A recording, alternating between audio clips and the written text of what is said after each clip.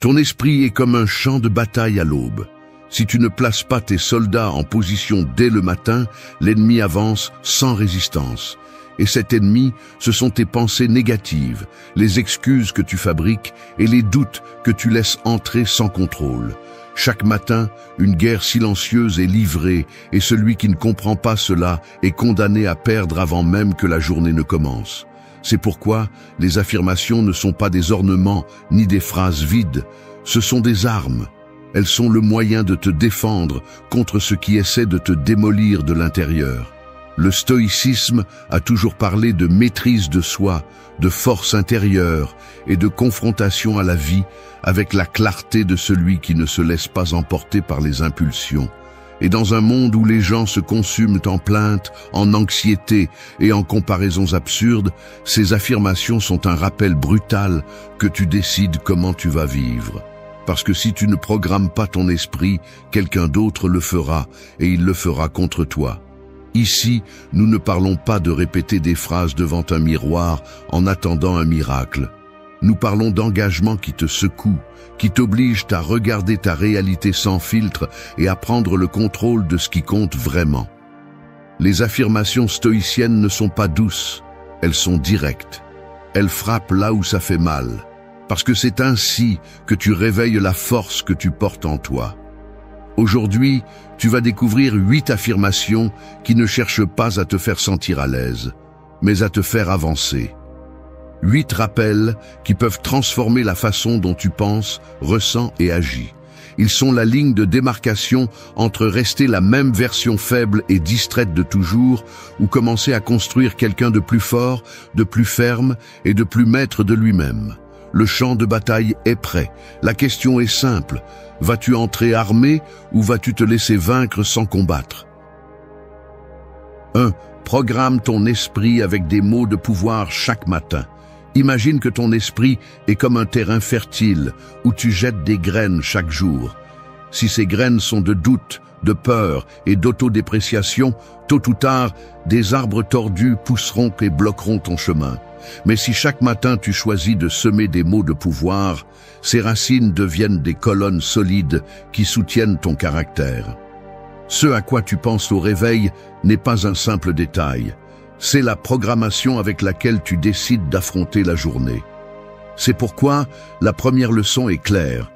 Programme ton esprit avec des mots de pouvoir chaque matin. Les stoïciens comprenaient que la discipline commence par la pensée.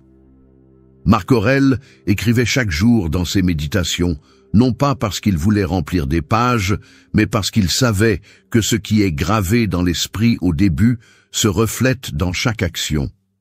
Si en ouvrant les yeux, la première chose que tu te dis est que la vie est lourde, que tu es fatigué ou que rien ne changera, tu donnes le contrôle de ta journée à la défaite avant même de te lever du lit. En revanche, si tu choisis des affirmations qui rappellent ta force, ta capacité de résister et ta dignité, ton esprit commence à travailler dans la bonne direction. Il ne s'agit pas de phrases vides que répètent sans sens ceux qui cherchent à se motiver par mode. Il s'agit de déclarations fermes, de mots qui fonctionnent comme des ordres internes. Quand tu dis « Je suis maître de mon esprit, pas esclave de mes impulsions », tu ne joues pas avec des sons, tu envoies une instruction à ton cerveau. Les neurosciences modernes soutiennent cela. Répéter des messages clairs et cohérents crée de nouvelles connexions neuronales, ce qui signifie que tu reprogrammes littéralement ton cerveau pour répondre avec plus de force et moins de faiblesse face aux défis. L'erreur courante est de croire que la motivation apparaît seule, qu'un jour tu te réveilleras avec enthousiasme et que tout sera soudainement plus facile. Non, la réalité est différente. La motivation se construit avec le mouvement, l'action, avec des mots qui orientent ton énergie au lieu de la disperser. Lorsque tu programmes ton esprit au début de la journée, tu ne garantis pas qu'il n'y aura pas de problème. Ce que tu fais, c'est te blinder pour que lorsque les problèmes apparaissent, ta réponse soit ferme et non hésitante. Pense à un guerrier qui, avant d'entrer en combat, répète un serment. Cette affirmation ne change pas l'ennemi, mais elle change sa disposition, son tempérament et sa force. Tu es aussi ce guerrier, et ton combat est interne. Tu n'as pas besoin de centaines de phrases. Quelques-unes suffisent, répétées avec conviction, dites avec la voix intérieure de quelqu'un qui se respecte. Le stoïcisme enseigne que la grandeur ne se trouve pas à l'extérieur, mais dans ce que tu choisis de croire et d'affirmer en toi. Un conseil pratique est de choisir 3 affirmations qui résonnent avec toi et de les répéter chaque matin à voix haute ou en silence, mais avec la certitude qu'elles sont des ordres et non de simples désirs. Ce peuvent être des phrases comme « Je suis maître de mon destin »,« J'ai le contrôle sur mon esprit »,« Rien d'extérieur ne peut briser ma volonté ». En les répétant tous les jours, tu les transformes en la base de ton caractère, en une boussole qui te rappelle vers où marcher. Au final, programmer ton esprit avec des mots de pouvoir est une déclaration d'indépendance. C'est rejeter la programmation que d'autres veulent t'imposer, les nouvelles chargées de peur, les critiques de ceux qui ne croient pas en toi, les souvenirs du passé qui cherchent à te piéger. Chaque affirmation est un coup sur la table où tu dis « Je décide comment je vais vivre cette journée ». Et quand cette habitude devient ta routine, tu ne dépends plus du hasard ni de la chance parce que tu as pris le contrôle dès le premier instant. 2. Rédige ta déclaration comme un pacte avec toi-même. Un contrat sans signature n'est qu'un papier oublié, un engagement rompu avant même de commencer. Il en va de même avec tes paroles. Si ce que tu dis n'est pas écrit, ton esprit le traite comme de la fumée, comme quelque chose que le vent emporte. Mais lorsque tu décides de mettre ta déclaration sur papier, lorsque tu la transformes en un pacte avec toi-même, tu arrêtes de jouer et tu commences à t'engager véritablement.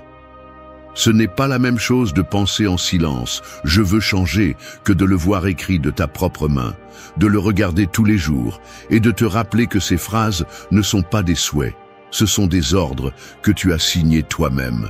Les stoïciens étaient conscients du pouvoir de l'écriture. Marc Aurèle n'écrivait pas ses méditations pour les publier, il le faisait pour se parler fermement, pour se rappeler ses principes dans les moments de faiblesse. Écrire, c'est planter un piquet dans le sol, c'est fixer une limite qui ne bouge pas avec la première rafale de vent. Lorsque tu ne fais que penser, tes idées sont vulnérables, elles se brisent à la première distraction. Mais lorsque tu écris ta déclaration, tu lui donnes du poids, tu la rends réelle, tangible, impossible à nier. La plupart échouent parce qu'ils ne traduisent pas leurs intentions en engagements concrets. Ils disent qu'ils veulent changer, qu'ils veulent arrêter de procrastiner, qu'ils veulent grandir, mais ils ne le mettent jamais par écrit, ils ne le scellent jamais comme un contrat. Ainsi, leur esprit trouve toujours une excuse pour s'échapper. Il est facile de se tromper quand rien ne te le rappelle. Mais si chaque matin tu regardes ta déclaration écrite, si tu la lis avec conviction, tu ne peux plus fuir ta parole. C'est ta promesse devant le seul juge qui compte, toi-même. La puissance de cet exercice réside dans sa simplicité. Prends une feuille, écris une phrase claire, directe et sans fioriture. N'utilise pas de mots faibles ou vagues comme « j'essaierai » ou « j'aimerais ». Écris en termes d'action et de certitude. Je me lève chaque jour pour renforcer mon caractère. Je ne cède pas mon pouvoir à ce que je ne contrôle pas. Je me traite avec discipline et respect. C'est ta déclaration et elle doit sonner comme un ordre, pas comme une supplication. Pense à cela comme un pacte de sang, mais avec de l'encre. La différence est que tu ne le fais à personne d'autre qu'à toi. Ce papier devient un miroir qui te rappelle qui tu es et vers où tu te diriges. Il y aura des jours où tu n'auras pas envie, où la tentation d'abandonner sera forte. C'est dans ces moments-là que lire ta déclaration te remet sur la bonne voie, te rappelle que tu n'es pas un spectateur de ta vie, tu es l'architecte qui la conçoit avec chaque parole que tu t'engages à tenir. N'attends pas que cet acte te donne des résultats immédiats. Ce que tu construis avec ta déclaration n'est pas un changement instantané, c'est un terrain solide sur lequel tes actions s'appuient chaque jour. Écrire est facile, vivre ce que tu écris est le véritable défi. Mais c'est le but, donner à ton esprit une référence constante qui ne se négocie pas, qui ne se dilue pas. Les stoïciens disaient que le caractère se forge dans la répétition. dans la pratique constante. Ta déclaration est la boussole qui t'empêche de perdre le cap au milieu des tempêtes. Au final, écrire ta déclaration comme un pacte avec toi-même, c'est choisir la discipline sur l'illusion, l'action sur la fantaisie.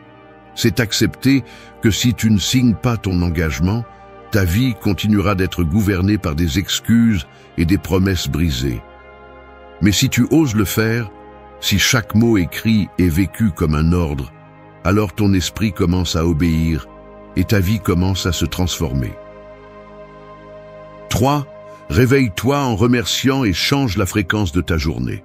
Une journée sans gratitude est comme une radio mal réglée. Tu peux entendre du bruit, des interférences et des voix déformées, mais jamais une mélodie claire. La gratitude fonctionne comme ce bouton qui ajuste la fréquence et élimine le bruit interne.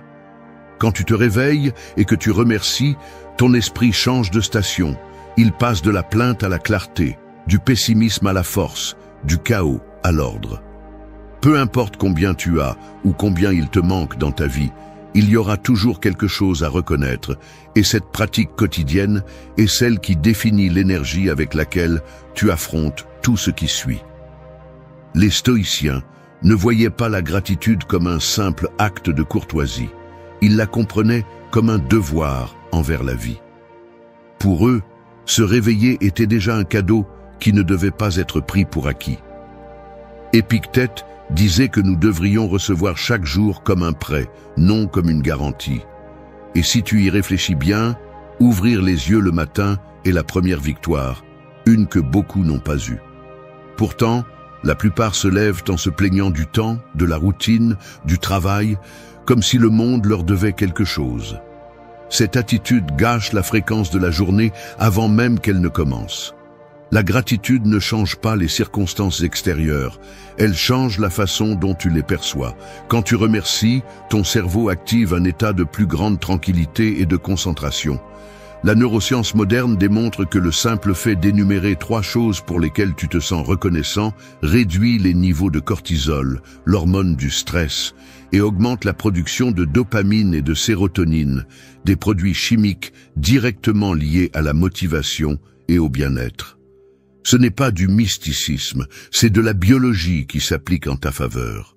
Le problème est que nous avons été entraînés à nous concentrer sur ce qui manque, sur ce qui fait mal, sur ce que nous n'avons pas. Et le pire, c'est que nous le faisons comme si c'était normal. Si tu veux changer la fréquence de ta vie, tu dois forcer ton esprit à regarder aussi ce qui est présent, ce qui fonctionne, ce qui te soutient. Remercier ne signifie pas ignorer le mal. Cela signifie équilibrer la balance pour que le négatif ne te dévore pas. La pratique est simple et brutalement efficace. Au réveil, avant de regarder ton téléphone, avant de laisser le bruit extérieur t'envahir, nomme dans ton esprit ou écris sur un papier 3 choses pour lesquelles tu es reconnaissant. Ce peuvent être de grandes choses comme avoir ta famille en bonne santé ou de petites choses comme le simple fait d'avoir de l'eau chaude sous la douche. Ne sous-estime pas les choses simples. Ces détails sont ceux qui changent le filtre avec lequel ton esprit interprète tout ce qui vient après. Imagine 2 personnes affrontant le même jour. L'une se réveille et se plaint de l'heure, du froid, des tâches en attente. L'autre se réveille et remercie pour le nouveau jour, pour le toit qui la couvre, pour l'opportunité de s'améliorer même un peu. La différence n'est pas dans ce qui leur arrive, mais dans la façon dont elles y font face. C'est de cette fréquence dont nous parlons. L'une est réglée sur le canal de l'épuisement, l'autre sur le canal de la force. Qui crois-tu aura plus de clarté et de force à la fin de la journée? Pratiquer la gratitude n'est pas de la naïveté. C'est une stratégie. C'est la décision consciente de choisir l'angle qui te renforce plutôt que celui qui t'affaiblit. Les stoïciens savaient que l'esprit tend vers le pessimisme, c'est pourquoi ils utilisaient la gratitude comme antidote. Se réveiller en remerciant, c'est te rappeler que tu as déjà un peu de pouvoir, que tout n'est pas perdu, que même au milieu de la tempête, il y a des raisons de rester calme. En conclusion, si tu veux changer la fréquence de ta vie, commence par la régler chaque matin avec gratitude. C'est une petite habitude, presque invisible, mais capable de modifier le ton de chaque décision que tu prends pendant la journée. Parce que celui qui commence en remerciant finit plus fort. 4. Souviens-toi que la grandeur réside déjà en toi. Un diamant brut ne brille pas à première vue. Il se cache sous des couches de pierre, de poussière et de dureté. Beaucoup le négligent, pensant qu'il n'est qu'un simple caillou sans valeur. Cependant, l'essence du diamant était là depuis le début, attendant d'être révélée. Il en va de même pour toi. La grandeur n'est pas quelque chose que tu dois chercher ailleurs. Ce n'est pas un prix que quelqu'un va te donner. C'est quelque chose qui vit déjà en toi, même si parfois il reste caché sous les peurs, les doutes et l'habitude de te voir comme moins que ce que tu es. Les stoïciens le comprenaient bien. L'être humain possède déjà en lui ce qui est nécessaire pour vivre avec vertu et force. Marc Aurèle répétait que nous n'avions besoin que de regarder en nous pour trouver la source de notre force. Le problème est que nous avons été conditionnés à croire que la valeur est à l'extérieur, dans l'approbation des autres, dans les possessions, dans les titres. Et cette recherche incessante nous rend esclaves de l'extérieur. L'ironie est que plus tu poursuis l'extérieur, plus tu t'éloignes de la certitude que tu as déjà l'essentiel en toi. Reconnaître ta grandeur ne signifie pas devenir arrogant ou te croire supérieur. Cela signifie arrêter de vivre comme si tu étais un mendiant, alors que tu es déjà le propriétaire d'une richesse intérieure. Le stoïcisme enseigne que la vraie grandeur est de vivre en cohérence avec tes principes, de résister sans te briser et d'agir avec dignité, même au milieu de la douleur. Tu ne peux pas acheter cela, tu ne peux pas l'hériter, tu ne peux pas l'attendre, tu dois l'éveiller. Regarde-le de cette façon. Il y a un guerrier endormi en toi. Chaque fois que tu choisis la discipline plutôt que la paresse, tu le réveilles un peu plus. Chaque fois que tu affrontes une peur au lieu de fuir, tu le renforces. Chaque fois que tu choisis d'agir avec droiture, même si personne ne te regarde, tu le nourris. Ta grandeur n'apparaît pas de nulle part. Elle se manifeste dans les petits moments où tu décides de te comporter comme quelqu'un qui se respecte déjà. L'erreur est de penser qu'un jour, avec assez de succès ou de reconnaissance, tu te sentiras grand. La vérité est dure. Si tu ne reconnais pas ta valeur aujourd'hui, tu ne le feras pas non plus demain même si tu accomplis tout ce dont tu rêves. Parce que la grandeur ne vient pas de l'extérieur, elle vient de ta façon de penser, de ressentir et d'agir. Tu peux avoir une vie simple et être quand même grand si ton caractère repose sur la fermeté. Et tu peux avoir de la richesse et de la célébrité, mais vivre vide si tout cela repose sur l'insécurité. Un exercice pratique est de t'arrêter chaque matin et de te rappeler 3 moments où tu as agi avec force, dignité ou courage. Peu importe s'ils étaient petits, peut-être as-tu supporté une journée difficile sans abandonner, peut-être as-tu aidé quelqu'un sans rien attendre en retour, peut-être as-tu résisté à la tentation de tomber dans une mauvaise habitude. Ces moments sont la preuve que la grandeur réside déjà en toi. En les rappelant, ton esprit commence à reconnaître cette force comme faisant partie de ton identité et non comme quelque chose de passager. Les stoïciens insistaient sur le fait que nous ne devons pas dépendre de ce que nous ne contrôlons pas. Ta grandeur réside dans ton attitude, dans ta volonté, dans ta façon de faire face à la vie, pas dans ce que le monde dit de toi. Souviens-toi qu'un diamant n'a pas besoin d'être applaudi pour briller, son essence réside dans ce qu'il est, pas dans ce que les autres pensent. En fin de compte, ce rappel est un coup contre le mensonge qui te dit que tu n'es pas encore assez. Tu n'as pas à attendre que quelqu'un le confirme ou que l'avenir le prouve.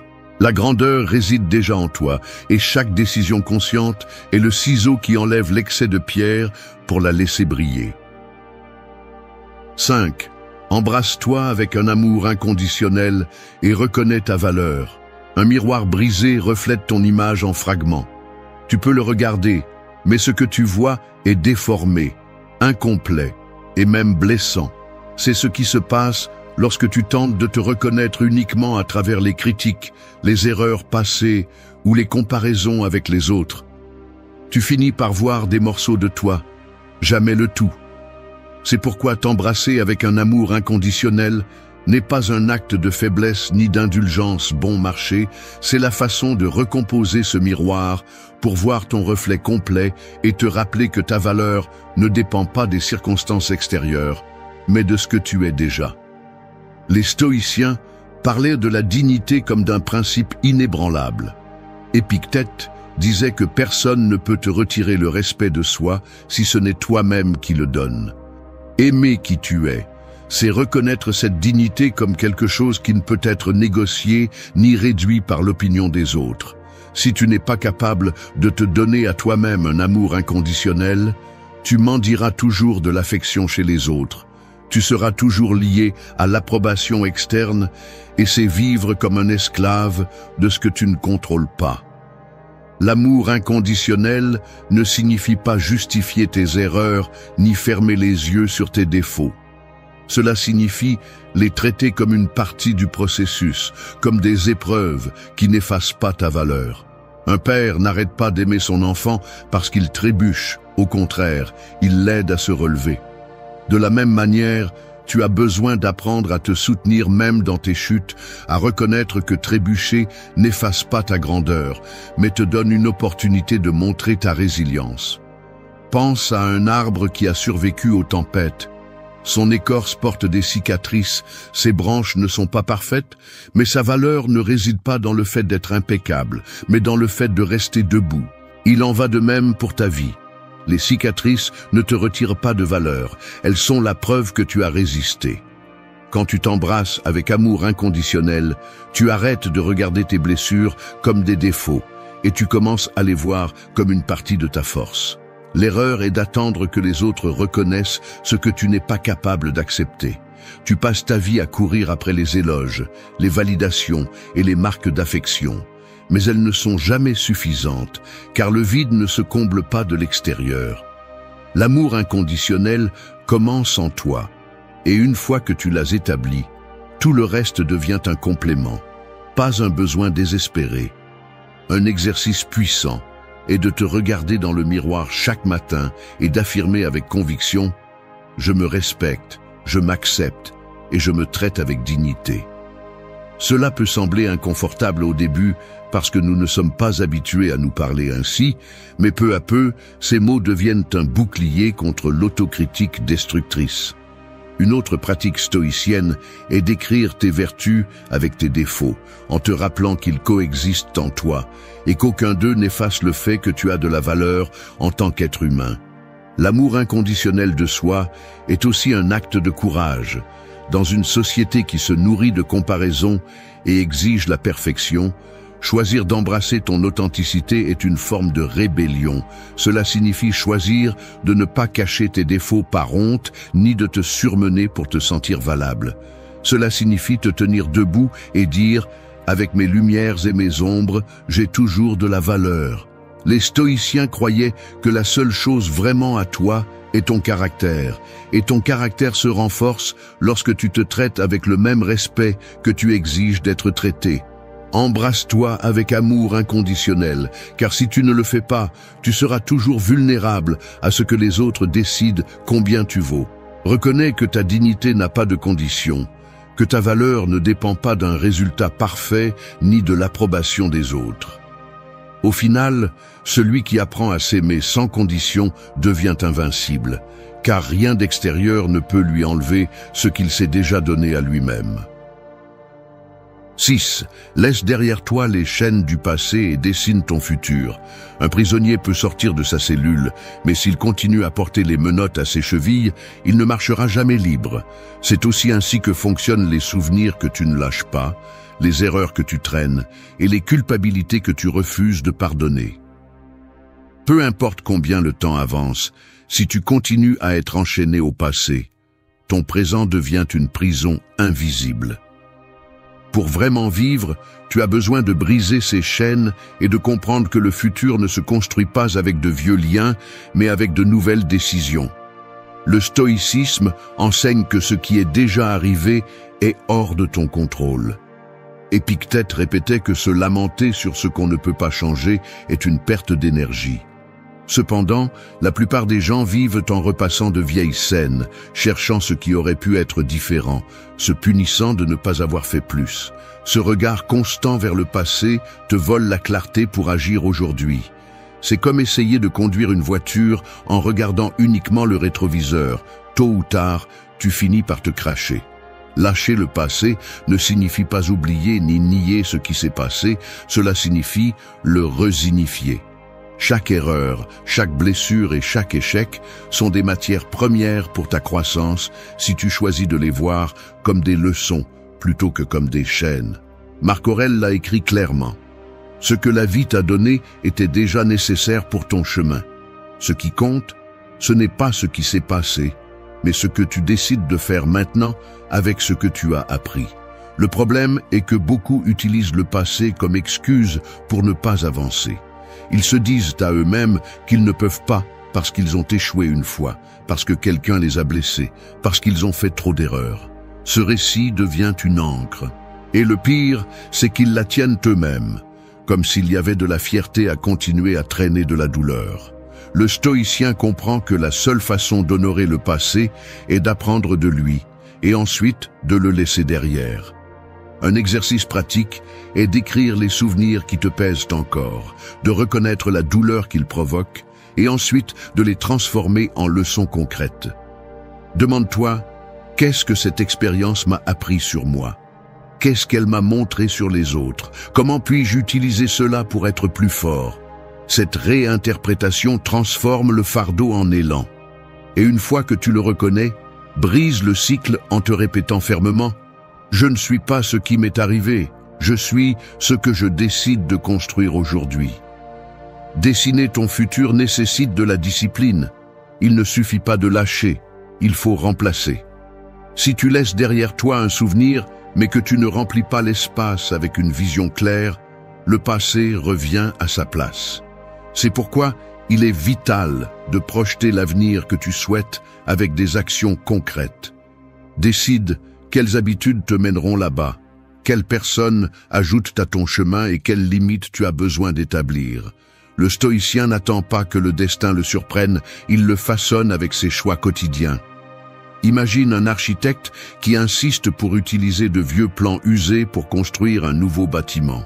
Le résultat serait un désastre. Tu es cet architecte de ta vie. Si tu insistes pour utiliser les plans de ton passé, tu répètes les erreurs et prolonges les douleurs. Si tu oses en dessiner un nouveau, chaque jour devient une brique posée avec intention, un pas vers une version plus solide de toi-même. En fin de compte, laisser derrière soi les chaînes du passé est un acte de courage, mais aussi d'amour-propre. C'est reconnaître que ce que tu as été n'a pas à définir ce que tu seras. C'est regarder vers l'avant avec la certitude que ton futur dépend de ce que tu fais maintenant et non de ce qui est resté derrière. Parce que la véritable liberté n'est pas de s'échapper du passé, c'est de l'utiliser comme une leçon, et ensuite de marcher sans chaîne vers ce que tu choisis de construire. 7. Fais un pas aujourd'hui, même s'il est petit, mais avance. Une rivière ne naît pas large ni puissante. Elle commence comme un filet d'eau qui peine à se frayer un chemin entre les pierres et la terre. Ça ne semble pas grand-chose, mais à chaque centimètre qu'elle avance, elle gagne en force. Et avec le temps, elle est capable de traverser des montagnes et de donner vie à tout ce qu'elle touche. Il en va de même pour le progrès personnel. Il se construit à partir de petits pas constants qui semblent insignifiants, mais qui en réalité sont ceux qui ouvrent le cours de ton destin. Si tu attends de faire un grand saut pour commencer, tu ne bougeras probablement jamais. La clé est d'avancer aujourd'hui, même si c'est avec le minimum. Les stoïciens répétaient que le moment présent est la seule réalité. Marc Aurèle disait que tu ne peux vivre ni le futur, ni le passé, seulement l'instant où tu te trouves. Cependant, la plupart des gens reportent leurs actions en attendant le jour idéal, l'énergie parfaite ou l'opportunité rêvée. Et pendant ce temps, le temps continue de s'écouler. Chaque jour que tu reportes, tu donnes un morceau de ta vie à l'inaction. En revanche, lorsque tu choisis de faire un pas aujourd'hui, même petit, tu déclares que ta volonté est plus forte que ton confort. L'erreur est de croire que les grands changements se produisent d'un coup. En réalité, ce qui transforme la vie, ce sont les petites décisions accumulées. C'est comme entraîner un muscle. Un jour d'effort ne change rien, mais des semaines et des mois de pratique le renforcent jusqu'à le rendre solide. Si tu décides de lire 10 minutes par jour, si tu fais une petite promenade chaque matin, si tu t'engages à écrire une pensée chaque soir, ces gestes répétés deviennent des habitudes qui changent ton identité. Le stoïcisme enseigne à ne pas sous-estimer le quotidien. Épictète rappelait que l'excellence n'est pas un acte isolé, mais le résultat de la pratique de la vertu tous les jours. Avancer à petits pas, c'est vivre selon cette philosophie. Tu n'as pas besoin d'attendre d'avoir tout résolu pour commencer. Tu as juste besoin de décider qu'aujourd'hui ne sera pas comme hier, qu'aujourd'hui tu laisseras une trace, aussi minime soit-elle, sur le chemin vers la vie que tu désires. Un exercice utile est d'écrire chaque matin une action simple qui te rapproche de ton objectif et de t'engager à la réaliser avant la fin de la journée. Peu importe si elle semble petite, l'essentiel est qu'elle soit concrète et réalisable.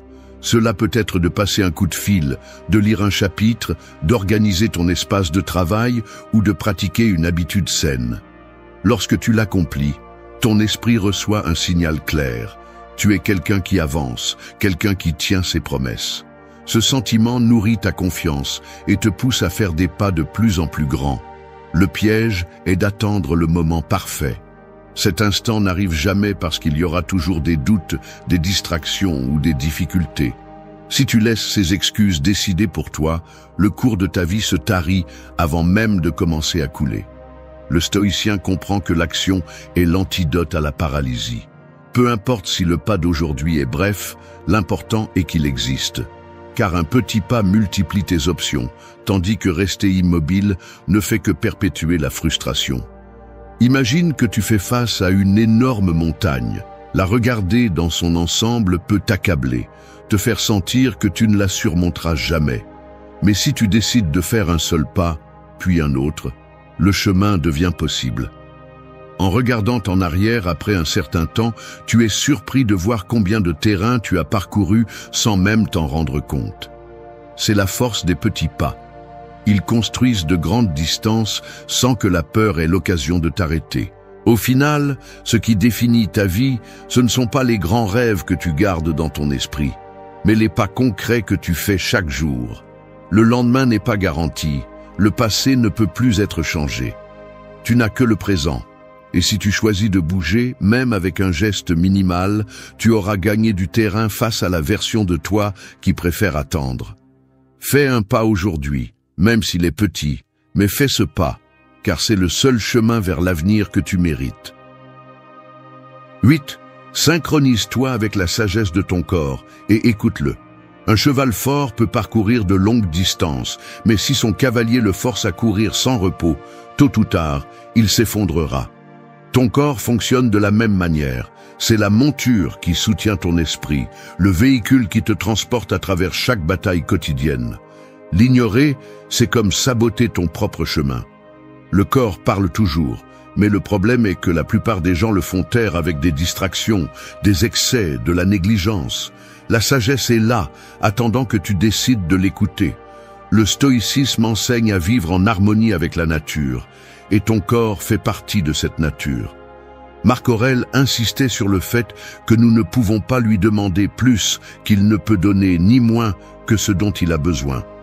Cependant, nous vivons à une époque où nous l'exploitons avec des veilles, une mauvaise alimentation et des routines qui l'épuisent.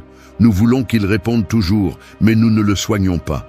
Et quand il échoue, nous l'appelons faiblesse, alors qu'en réalité, c'est un cri d'aide. Écouter ton corps ne signifie pas devenir esclave du confort. Il ne s'agit pas de te rendre à la fatigue ou de justifier la paresse. Il s'agit d'apprendre à reconnaître quand tu as besoin de repos, quand tu dois bouger, quand la douleur est un avertissement et quand l'énergie te demande de l'action. Cette écoute est un acte d'intelligence pratique, pas d'indulgence. Un conseil stoïcien à appliquer dès aujourd'hui est de consacrer quelques minutes à observer comment ton corps réagit dans différentes situations. au réveil, en mangeant, en travaillant, en te reposant. Écrire ce que tu ressens t'aide à identifier des modèles que tu as peut-être ignorés. La discipline se renforce non seulement dans l'esprit, mais aussi dans la chair qui la soutient. Si tu veux aller loin, synchronise-toi avec la sagesse de ton corps. Ce n'est pas un ennemi à dompter, c'est ton allié le plus fidèle. Une graine sous terre ne cherche ni attention ni reconnaissance. En silence, loin des regards, elle se transforme jusqu'à devenir quelque chose d'impossible à ignorer. C'est ainsi que se produit la véritable croissance. Elle naît dans l'ombre, sans bruit, sans besoin de prouver quoi que ce soit avant l'heure. Aujourd'hui, beaucoup vivent en montrant chaque étape, comme si leur valeur dépendait de l'approbation des autres. Ils publient des plans, exhibent des réalisations à moitié faites et partagent même leurs blessures en attendant une réaction.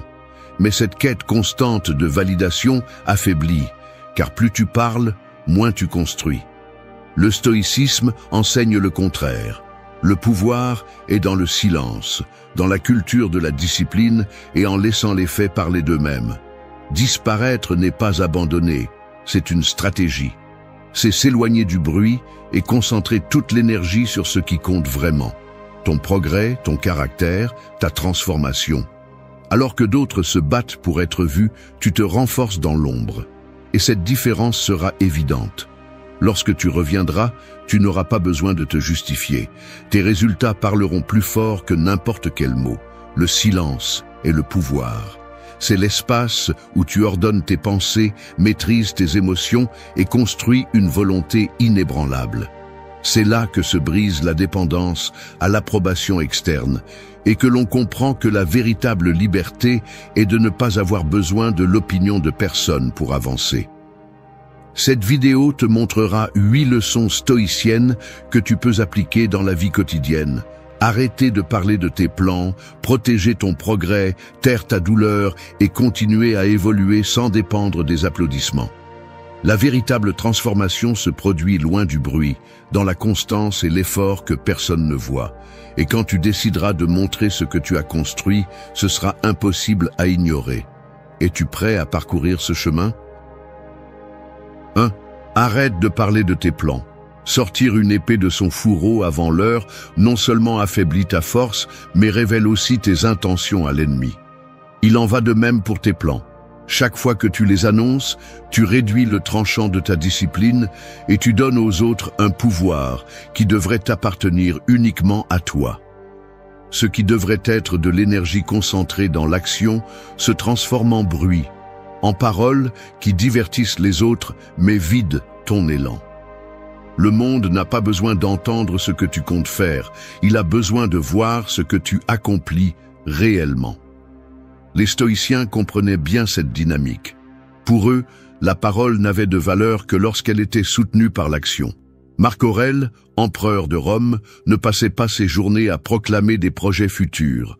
Il se consacrait à vivre selon ses principes, à démontrer en silence par des actes ce qu'il défendait dans sa philosophie.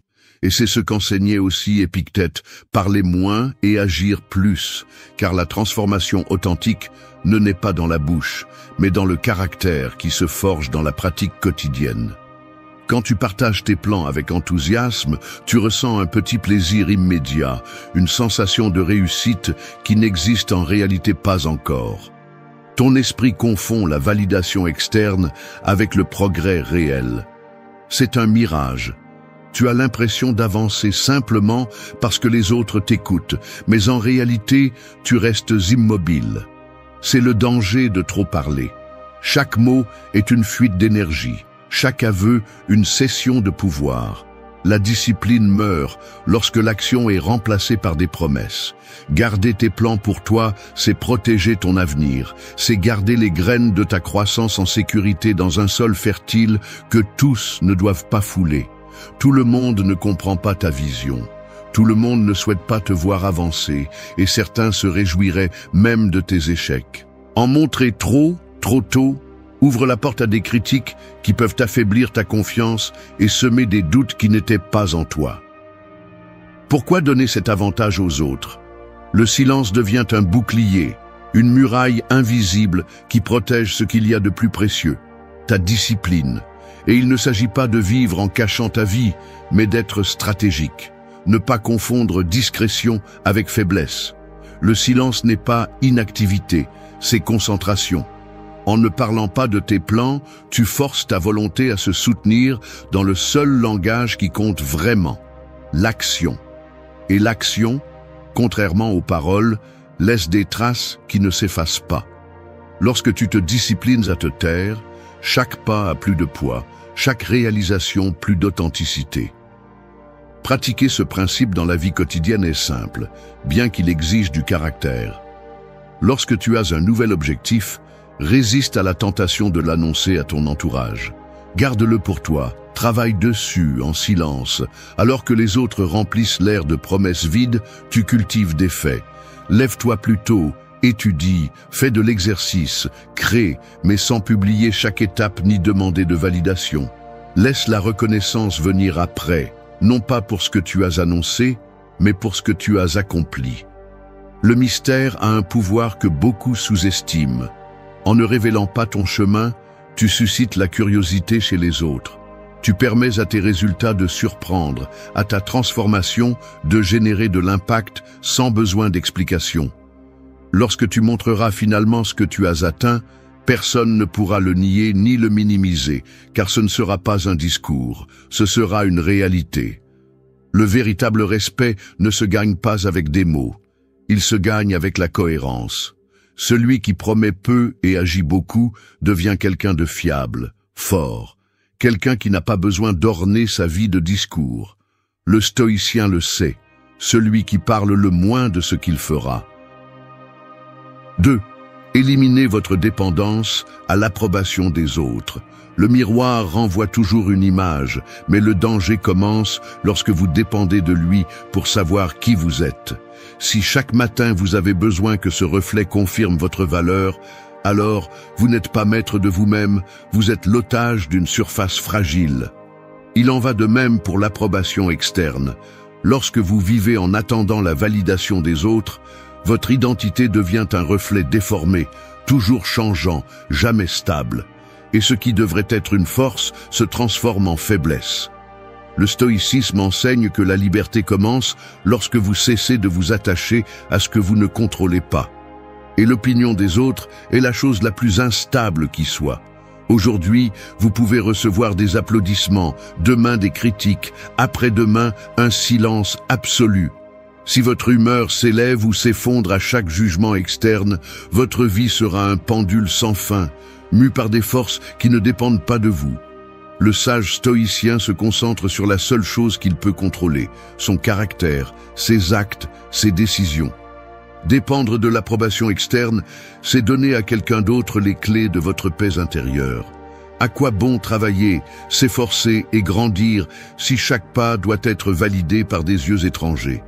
Celui qui vit d'applaudissements vit dans le vide, car il n'en aura jamais assez. Il y aura toujours des voix qui en demanderont plus, qui critiqueront ou qui ignoreront simplement. C'est la condamnation de ceux qui cherchent à plaire, devenir esclaves du jugement collectif. Éliminer cette dépendance signifie accepter une vérité inconfortable. Vous n'avez pas besoin de plaire à tout le monde, ni d'être compris, ni approuvé. Votre vie n'est pas une scène où chaque action nécessite des spectateurs. Votre vie est un chemin personnel, où ce qui compte, c'est la cohérence entre ce que vous pensez, dites et faites. Lorsque vous parvenez à rester fidèle à vos principes, la validation externe cesse d'importer, car vous avez déjà la validation la plus puissante, la vôtre. En pratique, cela exige une discipline mentale. Cela signifie ne pas se laisser enivrer par un commentaire positif, ni se laisser détruire par une critique. Cela signifie apprendre à écouter sans dépendre, à recevoir des opinions sans les transformer en ordre. Le conseil stoïcien est clair, filtrez ce que vous entendez, et souvenez-vous que l'externe ne définit pas votre valeur. Ce qui vous définit, c'est comment vous agissez face à l'inévitable, comment vous maintenez votre intégrité, même lorsque personne ne vous applaudit. Un exemple simple, imaginez que vous construisez une habitude, vous levez tôt chaque jour.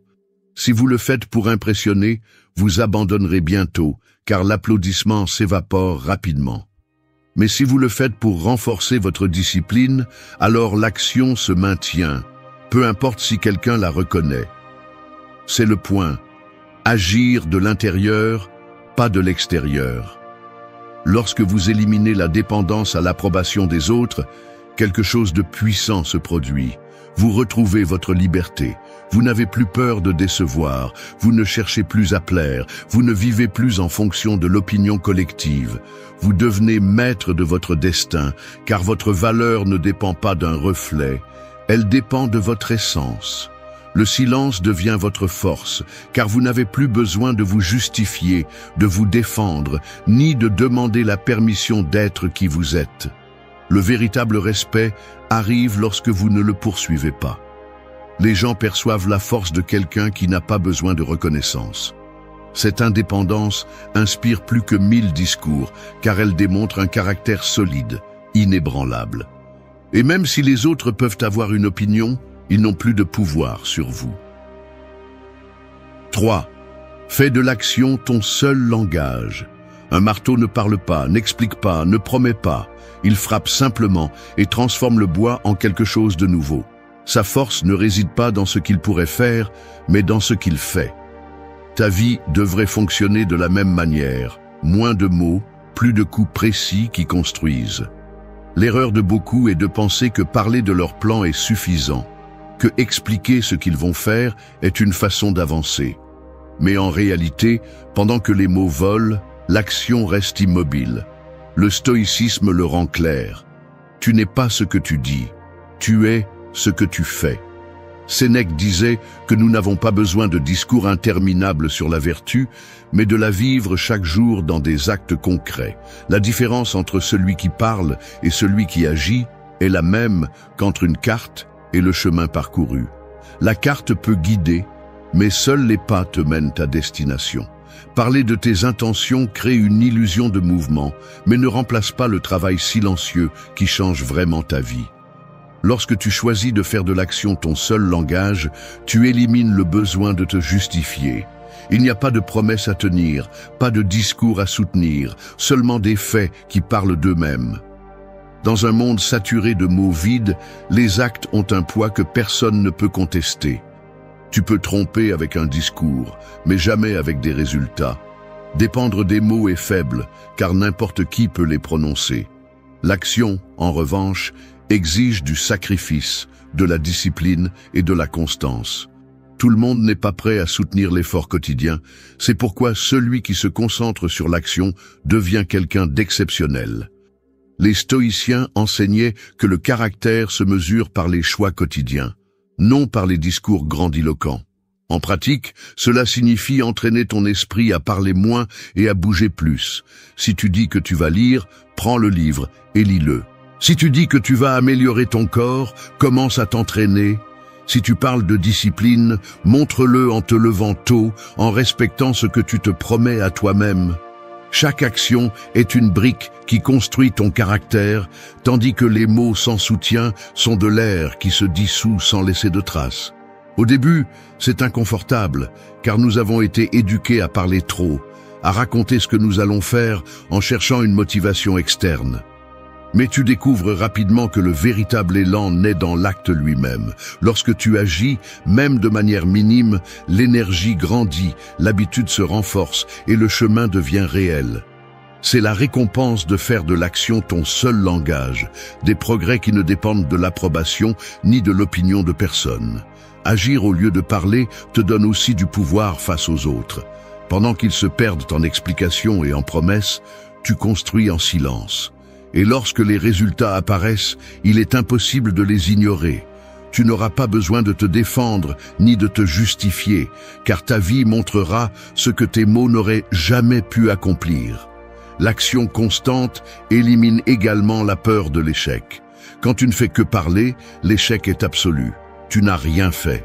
Mais quand tu agis, même si tu échoues, tu apprends, tu corriges, tu avances. Chaque mouvement te rapproche, même par des chemins inattendus. Et ce progrès, bien qu'imparfait, vaut toujours plus que le discours le plus brillant.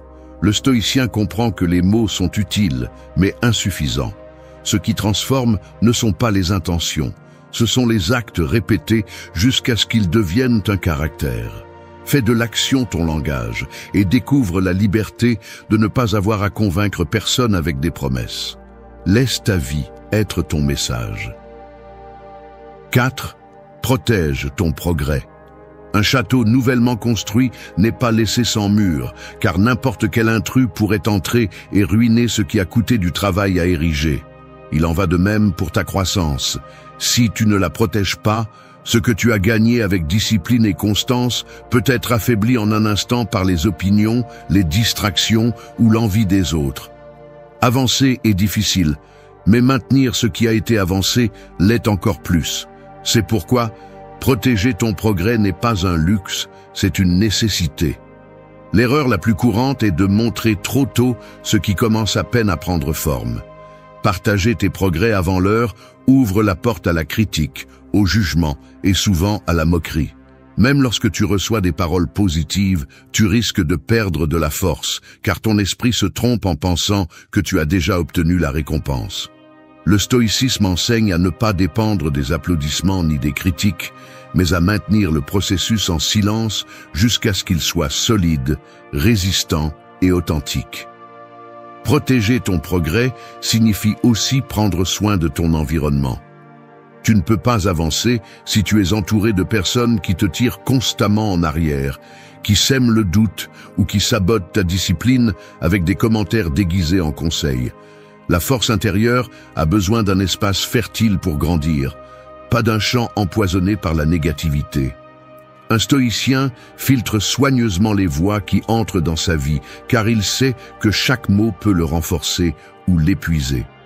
En pratique, prendre soin de tes progrès signifie être conscient de l'endroit où tu places ton attention et ton énergie. Si tu as gagné en clarté mentale, ne la contamine pas avec des heures de bruit inutiles. Si tu as développé une discipline physique, ne la sabote pas avec des excuses déguisées en repos. Chaque pas que tu fais vers l'avant doit être défendu, car le recul guette à chaque faiblesse que tu permets. Cela implique aussi d'apprendre à taire tes réussites. Tous les progrès n'ont pas besoin d'être partagés, car tout le monde ne comprendra pas leur valeur. Ce qui pour toi représente des années d'efforts, pour d'autres peut sembler insignifiant ou même être un sujet de moquerie. Garder le silence n'est pas minimiser ce que tu accomplis, c'est lui donner la valeur qu'il mérite, en le protégeant des regards qui ne savent pas l'apprécier. La protection du progrès est aussi une bataille interne. Cela signifie résister à la tentation d'abandonner lorsque les résultats ne sont pas immédiats, de baisser la garde lorsque tu as déjà accompli quelque chose, de te laisser emporter par le confort après une victoire. Le stoïcien comprend que chaque victoire n'est qu'une marche de plus, pas une destination finale. Si tu ne protèges pas ce que tu as atteint, ton propre négligence le détruira. Sur ce chemin, la clé est la constance silencieuse. Te lever chaque jour avec la décision de ne pas reculer, de soutenir ce que tu as déjà construit et de protéger ton avance contre les forces externes et internes qui tentent de la renverser. Le mur que tu élèves n'est pas en pierre.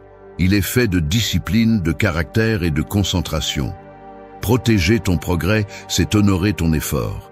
C'est comprendre que ce que tu as accompli a une valeur qui ne mérite pas d'être gaspillée. C'est prendre soin de chaque pas comme s'il s'agissait d'un investissement sacré. Et lorsque tu fais cela, ta croissance devient irrésistible, car tu ne fais pas seulement des progrès, tu protèges aussi chaque victoire. C'est ce qui fait de ta transformation quelque chose de durable, de solide et digne de respect pour toujours. 5. Apprenez à taire votre douleur. Le fer rouge vif est forgé à coups de marteau, mais vous ne l'entendez pas crier. Il supporte le marteau, le feu et l'eau glacée en silence jusqu'à ce qu'il devienne une épée solide et résistante. Il en va de même pour l'être humain. La douleur le frappe, le brûle et le refroidit, mais la différence entre celui qui se brise et celui qui se renforce réside dans la manière dont il gère cette souffrance. Parler de chaque blessure, exposer chaque cicatrice peut apporter un soulagement momentané, mais à long terme, cela vous affaiblit, car vous donnez votre force au regard des autres au lieu de la transformer en pouvoir interne. Le stoïcisme enseigne que la souffrance n'est pas évitée, elle est transformée. Épictète, qui fut esclave et vécut marqué par la douleur physique, disait que ce qui importe n'est pas ce qui vous arrive, mais comment vous réagissez. Et voici la leçon.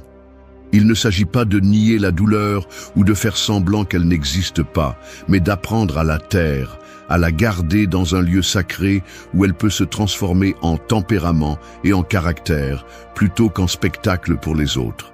Le problème de partager chaque blessure est que vous devenez dépendant de la compassion des autres. Vous attendez de la compréhension, du soutien ou de la reconnaissance pour ce que vous avez souffert. Mais cette recherche vous enferme dans un cycle de faiblesse. Celui qui vit en racontant ses douleurs cherche une validation dans la pitié. Et la pitié ne construit pas, elle endort seulement. Le stoïcien sait que le véritable réconfort ne réside pas dans l'approbation externe, mais dans la force interne qui naît de la résistance sans se briser. Taire la douleur ne signifie pas l'ignorer ni accumuler du ressentiment. Cela signifie la traiter en silence, l'utiliser comme un carburant qui renforce votre caractère. Chaque larme que vous ne montrez pas, chaque blessure que vous n'exposez pas, se transforme en énergie pour avancer. La résilience se construit dans cet espace privé où personne n'applaudit et personne n'observe, mais où vous vous transformez. En pratique, cela implique de résister à la tentation de publier chaque souffrance, de la raconter pour attirer l'attention, de la transformer en le thème central de votre vie. Cela signifie, en revanche, utiliser la douleur comme un maître. Si la vie vous frappe avec une perte, un échec ou une trahison, observez-le, comprenez-le, apprenez de lui et continuez à avancer sans vous plaindre. Votre silence n'est pas de la lâcheté, c'est de la dignité. C'est la preuve que votre force ne dépend pas de la compassion de personne. La douleur exprimée encore et encore perd son sens et devient une identité. La douleur tue, se transforme en sagesse, en humilité et en tempérament. Chaque fois que vous choisissez de la garder pour vous, vous renforcez votre capacité de résistance. Lorsque viendra le moment de retourner dans le monde, vous ne le ferez pas avec un discours de lamentation, mais avec une présence plus ferme, avec un regard qui révèle ce que vous avez traversé sans avoir besoin de mots. Les stoïciens trouvaient dans le silence de la souffrance un outil de croissance. Sénèque a écrit que la douleur, bien qu'inévitable, peut être utile si on apprend à y faire face avec fermeté. Ce qui vous brise peut être ce qui forge un autre, et la différence réside dans la manière dont vous choisissez de l'affronter. Taire la douleur, c'est décider que vous ne serez pas défini par la blessure, mais par la force qui naît d'elle. Le monde n'a pas besoin d'entendre tout ce que vous avez souffert, il a besoin de voir en vous le résultat de l'avoir surmonté. C'est la véritable victoire, transformer l'invisible en force visible. Celui qui apprend à taire sa douleur devient quelqu'un d'impossible à briser, car il n'a plus besoin de la compassion extérieure, car sa force ne dépend pas d'être compris, mais de devenir quelqu'un qui a résisté et est sorti plus fort. C'est l'essence du stoïcisme, le silence, le tempérament et la résilience. 6. Définis un objectif réel et spécifique. L'archer qui tire sans cible peut lancer 100 flèches et aucune n'aura de sens. Son effort sera grand, mais tout se perdra dans l'air. Il en va de même pour ta vie. Si tu n'as pas d'objectif clair, tu peux t'épuiser dans 1000 directions différentes et pourtant sentir que tu ne progresses pas. Le secret n'est pas de faire beaucoup, mais d'avoir un cap défini qui transforme chaque action en partie d'un but plus grand. Le problème de beaucoup est de vivre de désirs vagues. Ils veulent être meilleurs, avoir du succès, changer leur vie. Mais ces phrases ne sont pas des objectifs, ce sont des illusions sans forme. Un objectif réel exige de la précision. Il ne suffit pas de vouloir de la discipline, il faut décider dans quel domaine l'appliquer et comment la mesurer. Il ne suffit pas de vouloir du succès, il faut définir ce que cela signifie pour toi et quels sont les pas concrets qui t'en rapprochent. Sans cette spécificité, l'esprit se perd et finit par se rendre parce qu'il ne voit jamais de résultats clairs. Définir un objectif réel implique aussi d'être honnête avec toi-même. Tu dois te demander ce qu'il est possible d'atteindre avec tes ressources actuelles et ce que tu es prêt à sacrifier. Un objectif n'est pas un désir enfantin ni un rêve passager, c'est un engagement sérieux qui exige des renoncements.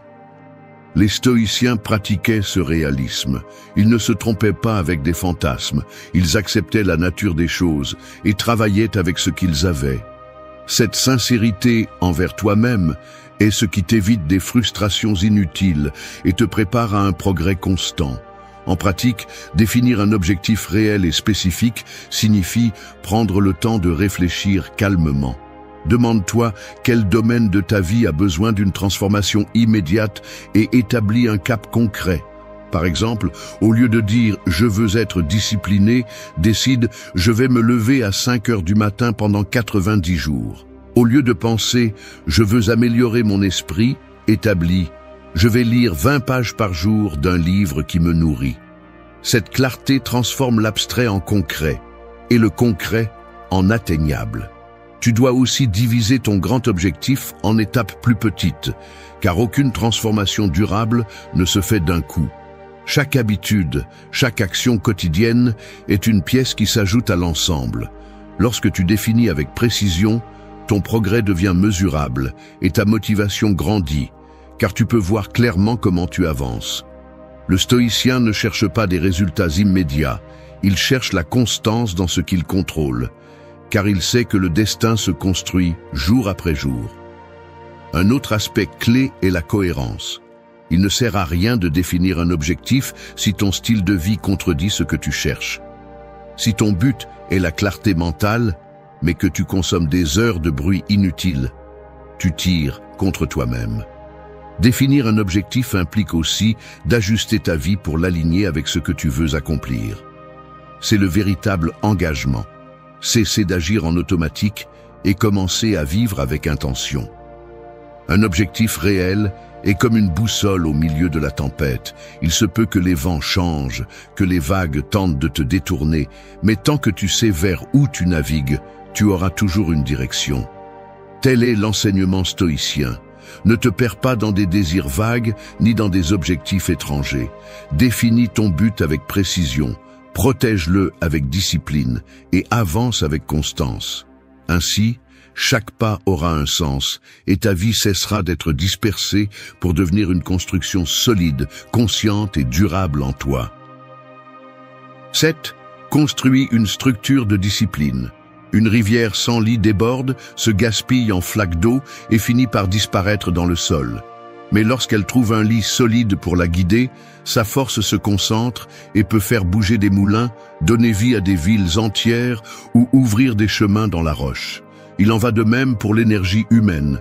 Sans structure, elle se disperse en distractions et s'évapore en tentatives ratées. Mais lorsqu'elle est canalisée avec discipline, elle devient une force transformatrice. Le stoïcisme a toujours souligné que la vertu n'était pas un acte isolé, mais une pratique constante. Il ne s'agit pas d'être fort un jour et de se rendre le lendemain, mais de construire un système qui vous oblige à rester en ordre, même lorsque votre motivation s'évanouit. La discipline ne dépend pas des humeurs, elle dépend des règles que vous établissez vous-même pour vous soutenir. Beaucoup échouent, parce qu'ils comptent sur l'émotion initiale, sur cette étincelle qui apparaît lorsqu'une idée ou un but naît. Mais l'émotion est éphémère, elle s'éteint rapidement, et lorsqu'elle disparaît, elle laisse la personne vulnérable au désordre. Le secret n'est pas d'attendre d'avoir envie, mais de construire une structure qui vous soutient même les jours gris.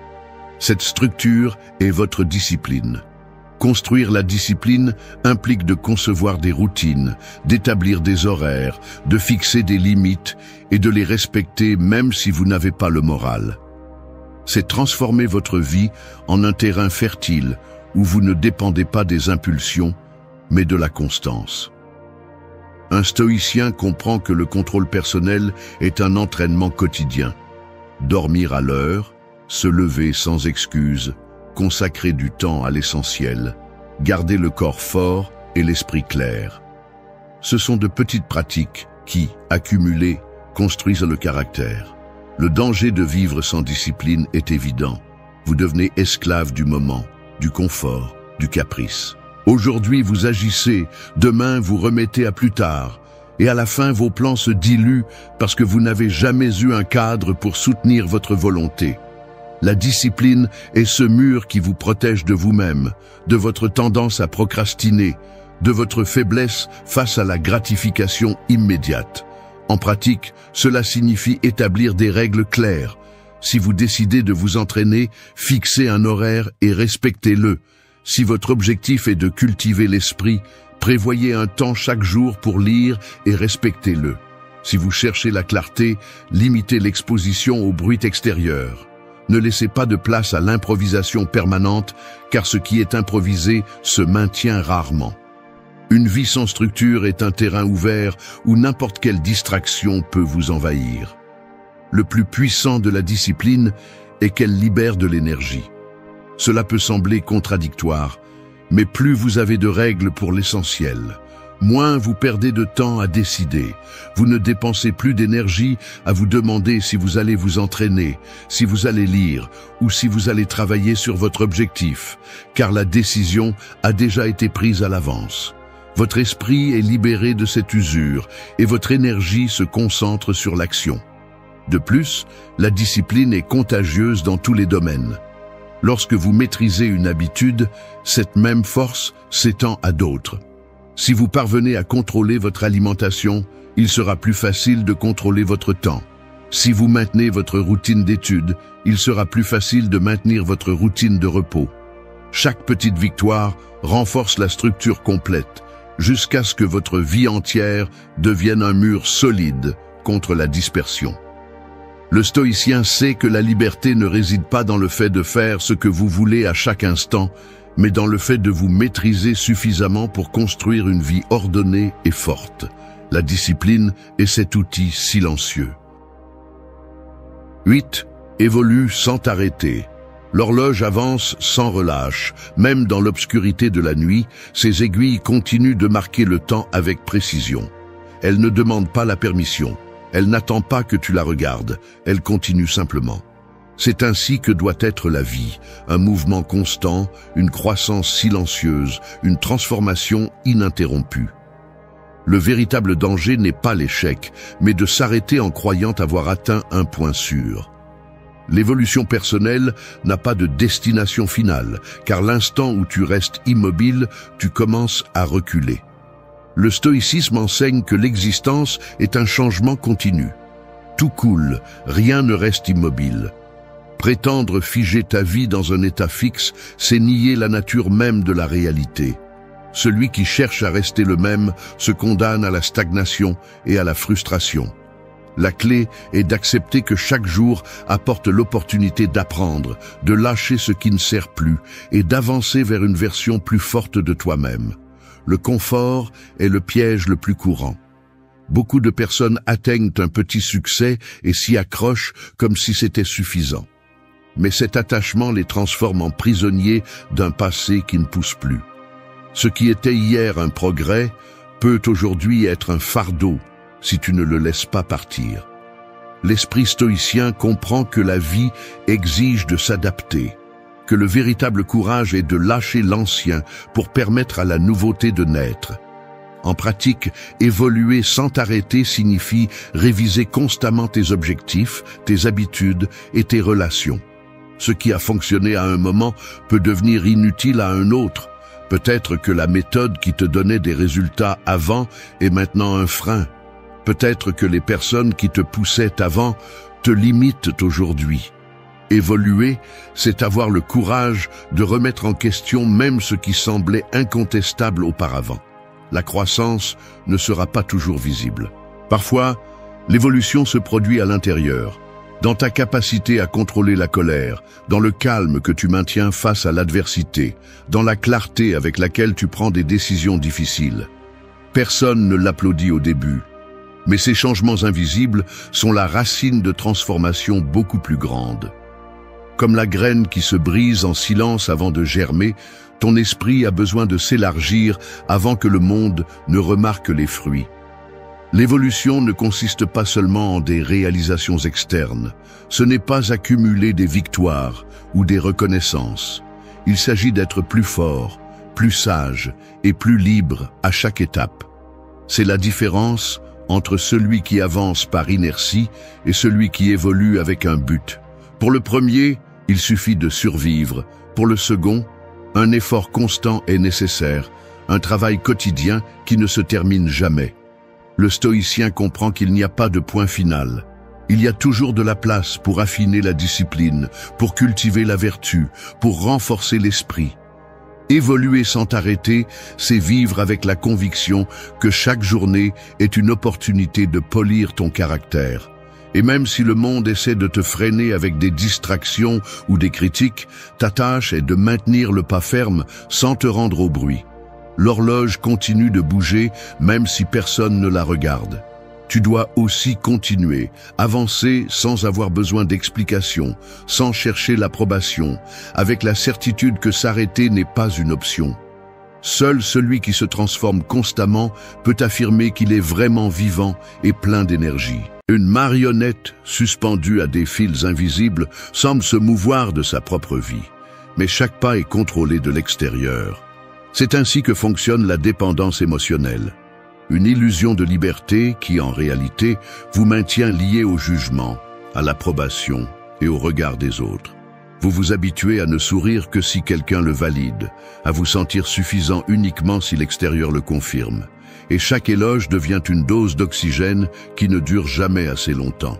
Ce qui semble être la vie est en vérité l'esclavage. La dépendance émotionnelle est une prison silencieuse. Peu importe combien d'applaudissements vous recevez ou combien d'affections vous entourent, si votre valeur dépend de tout cela, vous serez toujours fragile. L'extérieur change, s'en va, se brise, et quand il se perd, il emporte avec lui votre identité. C'est la vérité que beaucoup ne veulent pas accepter. Celui qui met son bonheur entre les mains d'autrui est condamné à vivre dans un vide constant. Le stoïcisme offre une issue, mais elle n'est pas confortable. Il enseigne que le bonheur ne peut dépendre de ce que les autres pensent, disent ou font.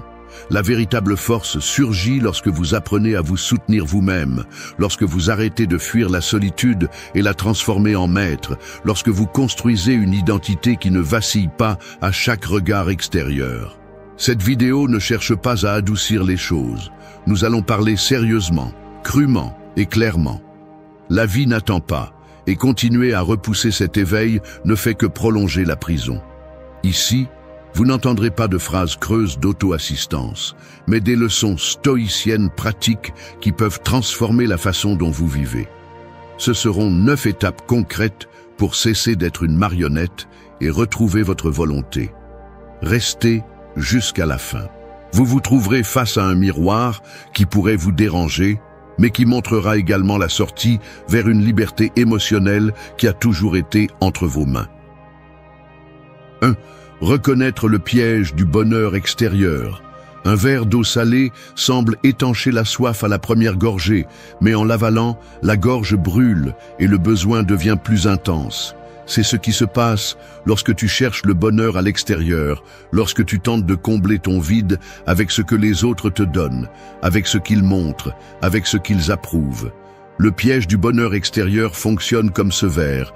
Il promet un soulagement immédiat, mais finit par augmenter la dépendance. Tu t'habitues à attendre le sourire des autres pour sentir que tu as de la valeur, l'éloge pour confirmer que tu avances, l'attention pour croire que tu comptes. Chaque geste extérieur devient une monnaie d'échange pour acheter des miettes de bien-être.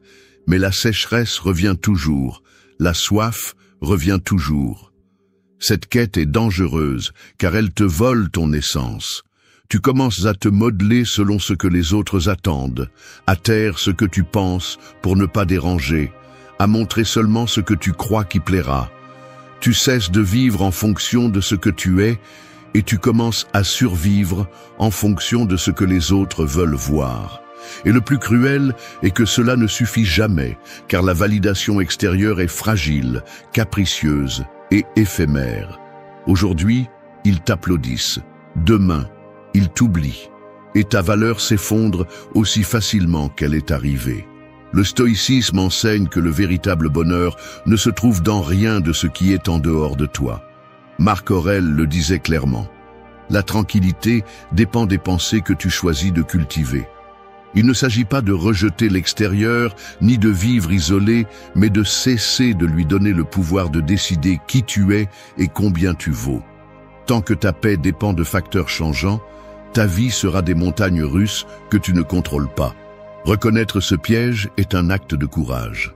Cela signifie te regarder dans le miroir et accepter que beaucoup de tes émotions ne naissent pas de toi, mais de ce que tu espères recevoir des autres. Cela signifie te demander pourquoi tu souris seulement si quelqu'un l'approuve. Pourquoi tu te sens vide lorsque tu ne reçois pas d'attention. Pourquoi tu crains tellement le silence de ceux qui t'ont donné des paroles auparavant. C'est un coup dur, mais nécessaire. Personne ne peut se libérer de ce qu'il nie. Le chemin commence en retirant petit à petit ce pouvoir que tu as donné. Chaque fois que tu te découvres en attente de reconnaissance, arrête-toi et demande-toi, n'est-il pas suffisant que je le sache? Chaque fois que tu sens que ta valeur baisse parce que quelqu'un ne te remarque pas, rappelle-toi que tu étais déjà quelqu'un avant qu'on te regarde. Chaque fois que le jugement des autres pèse sur ton dos, reviens au début. L'extérieur ne définit pas ton essence. Le piège du bonheur extérieur est attrayant parce qu'il semble facile. Chercher à l'extérieur est toujours plus confortable que de faire face à ton vide intérieur. Mais ce qui semble aujourd'hui être un confort devient demain une chaîne. Le briser exige de la discipline. Il faut revenir encore et encore au rappel que la seule chose que tu possèdes vraiment est ton esprit et ta volonté. Tout le reste est emprunté, et celui qui vit de l'emprunter n'est jamais libre. Reconnais le piège, car seul celui qui le voit peut l'éviter. C'est le premier pas pour arrêter de boire de l'eau salée et commencer à construire une véritable source de bien-être qui jaillit de l'intérieur, inépuisable et solide, sans dépendre de personne d'autre. 2. Transforme la solitude en ton maître. Le silence d'une pièce vide peut peser comme un fardeau insupportable ou se révéler comme un terrain fertile où germe la clarté. C'est là le paradoxe de la solitude. Pour celui qui la rejette, elle devient un châtiment. Mais pour celui qui l'accepte, elle se transforme en guide. Beaucoup de personnes remplissent leur journée de bruit et de distraction car elles craignent de se confronter à elles-mêmes. Elles craignent de découvrir que leur bonheur dépend trop de ce que les autres disent ou font. Cependant, c'est précisément dans la solitude que la vérité tant évitée se révèle. Être seul ne signifie pas être incomplet. Cela signifie affronter ce que tu es sans masque. C'est là que l'esprit cesse de courir après la validation externe et commence à écouter sa propre voix. Le stoïcisme rappelle que la solitude n'est pas un ennemi, c'est un maître exigeant qui oblige à observer attentivement les pensées, à reconnaître les faiblesses et à renforcer la volonté. Lorsque tu parviens à accepter ce silence, tu te rends compte que tu n'as besoin de personne pour confirmer ton existence, que ta valeur ne dépend pas d'une compagnie constante, que la sérénité peut naître de ton intérieur. Ce qui est dangereux n'est pas la solitude, mais l'isolement toxique qui surgit lorsque tu l'utilises comme refuge pour fuir le monde. La différence est claire. La solitude saine te connecte avec toi-même, l'isolement te déconnecte de tout. Une personne qui apprend à vivre avec la solitude est capable de revenir au monde plus forte, plus claire, plus consciente. Une personne qui s'isole, en revanche, s'enferme dans sa propre prison. Transformer la solitude en maître nécessite de la discipline. Il ne s'agit pas de fuir tout le monde, mais de réserver des moments où tu peux affronter tes pensées sans distraction. En le faisant, tu découvres que tu peux marcher sans chercher l'approbation, que tu peux profiter du présent sans l'exhiber sur un réseau social, que tu peux créer de la joie sans dépendre des applaudissements. Cette indépendance émotionnelle est la véritable force. Savoir que tu peux partager avec les autres à partir de l'abondance et non du besoin. La peur de la solitude naît de la fausse idée que tu ne vaux quelque chose que si quelqu'un d'autre le confirme. La surmonter signifie accepter que la compagnie est un cadeau, pas une béquille. Lorsque tu parviens à être bien avec toi-même, les relations cessent d'être un lieu où tu cherches à combler des vides et deviennent des espaces pour partager ce que tu as déjà en toi. La solitude enseigne la patience, l'introspection et la liberté. Chaque instant que tu choisis de l'affronter te prépare à ne pas tomber dans la dépendance émotionnelle. Au lieu de fuir le silence, utilise-le pour forger ton caractère. Fais de ces moments un terrain d'entraînement où ton esprit se renforce, où ton identité se consolide et où tu apprends à porter ton propre poids. Ainsi, la solitude cesse d'être un châtiment et devient ton allié la plus solide, te rappelant que tu n'as jamais été vide, tu avais juste besoin de t'écouter. 3. Rompez avec l'addiction à la validation. Les applaudissements ressemblent à la fumée. Ils montent rapidement, remplissent l'air pour un instant et puis disparaissent sans laisser rien de solide. Celui qui vit en attente d'eux apprend à respirer d'un vide qui ne rassasie jamais. C'est l'essence de la validation constante, une addiction déguisée en reconnaissance, un piège qui transforme ta valeur en un spectacle qui doit être renouvelé tous les jours pour ne pas sentir qu'il s'évapore. Le problème est que chaque applaudissement exige un autre plus fort, chaque approbation ouvre le besoin d'une autre, et tu finis par donner ta vie à un public qui ne se contente jamais. Chercher la validation externe est comme enchaîner ton estime de soi à une scène. Tant que les gens te regardent, sourient ou agissent selon ce qu'ils veulent, tu reçois leur approbation. Mais dès que les lumières s'éteignent et que le public se disperse, tu restes dans l'obscurité, vide et confus. Le stoïcisme enseigne que la vraie dignité ne peut dépendre du regard des autres. Sénèque le disait clairement, « Celui qui se mesure par ce que les autres pensent n'aura jamais de mesure propre. » Et c'est la tragédie de ceux qui deviennent accros à la validation, car ils perdent la capacité de se définir de l'intérieur. L'addiction à l'approbation est dangereuse, car elle ne se présente jamais comme un vice. Elle se déguise en courtoisie, en gentillesse, en empathie. Quelqu'un te dit que tu es bon, et tu ressens du soulagement. Quelqu'un reconnaît tes réalisations, et tu te sens vivant. Mais derrière ce besoin se cache une chaîne qui peu à peu t'attache. Tu ne te rends pas compte à quel moment tu as commencé à taire tes opinions pour plaire, à montrer une image que tu n'es pas pour obtenir l'approbation, à vivre plus en fonction de ce que pensent les autres que de ce que tu penses toi-même. Et à la fin, ce qui reste est un reflet vide, une identité façonnée par la foule. Rompre avec cette addiction nécessite du courage. Cela signifie prendre le risque de ne pas être applaudi, de ne pas être d'accord, voire d'être critiqué. Cela signifie tenir bon dans ta vérité, même si elle ne génère pas d'approbation immédiate. Le stoïcisme ne propose pas de l'arrogance ou de l'isolement, mais une fermeté intérieure, agir avec rectitude, non pas parce que quelqu'un le voit, mais parce que c'est la bonne chose à faire. Tu n'as pas besoin de témoins pour vivre en cohérence. C'est la différence entre vivre comme un acteur sur une scène ou comme un être humain authentique qui ne négocie pas son essence. La pratique commence par de petits actes de rébellion interne. Dire ce que tu penses même si cela ne plaît pas. Rejeter ce que tu ne veux pas même si cela crée de l'inconfort. Prendre des décisions qui reflètent tes valeurs même si les autres ne les comprennent pas. Chaque pas de ce type te débarrasse d'un fil de cette dépendance jusqu'à ce que tu retrouves ta propre voie. L'important n'est pas que tout le monde t'approuve. L'important est que tu puisses te regarder dans le miroir sans sentir que tu as trahi ce que tu es. Rompre avec la validation externe ne signifie pas mépriser les autres. Cela signifie arrêter de leur donner ton pouvoir. Car chaque fois que quelqu'un décide de ta valeur, tu perds une partie de ta liberté. Et il n'y a pas de plus grand esclavage que de devoir constamment que quelqu'un te dise que tu es suffisant. La vraie force surgit lorsque tu comprends que tu l'es, même si personne ne le dit. Les applaudissements s'éteignent, les éloges sont oubliés, les opinions changent. La seule chose qui reste est la relation que tu as avec toi-même. Si cette relation est solide, il n'y aura pas de vide que les autres peuvent imposer.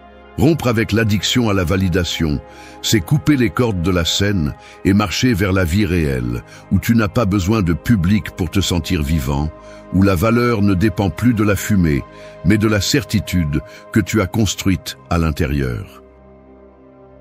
Et 4. Découvre ta source interne de joie. Le soleil ne demande pas la permission de briller, ni n'attend que quelqu'un le regarde pour s'allumer. Sa lumière naît de lui-même, constante, ferme, indépendante. Ainsi devrait être la joie dans ta vie.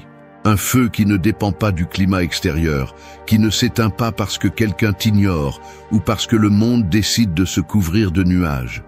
La plupart des gens vivent comme si leur bonheur était un bouton que les autres doivent appuyer, donnant le pouvoir à des circonstances, des relations ou des résultats qui ne peuvent pas toujours être contrôlés. Et chaque fois qu'ils le font, leur humeur devient un pendule qui oscille entre l'euphorie et le vide, selon ce qui se passe à l'extérieur. Le stoïcisme enseigne que la vraie joie n'est pas dans ce que tu reçois, mais dans ce que tu es capable de construire à l'intérieur. Marc Aurèle l'exprimait en rappelant que le bonheur dépend de la qualité des pensées.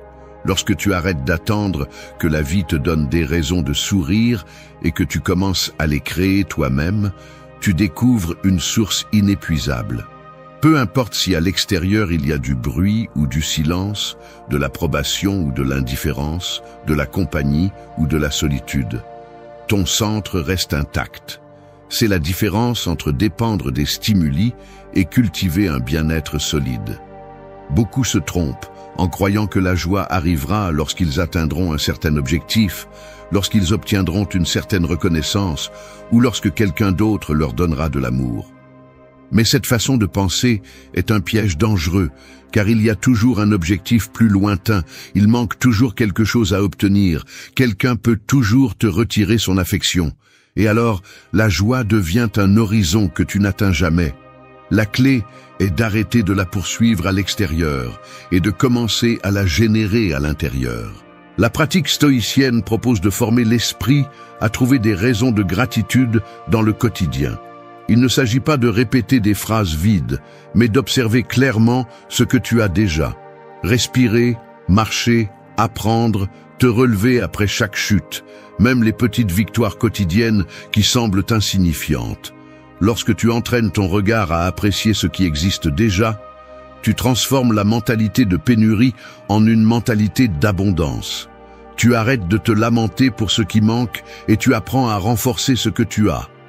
Découvrir ta source interne signifie aussi accepter que la joie n'est pas un état constant d'euphorie, mais un calme profond qui soutient même au milieu de la tempête. La différence entre celui qui dépend de l'extérieur et celui qui a trouvé son centre est claire. Le premier s'effondre à chaque coup, le second peut vaciller mais ne perd pas la racine.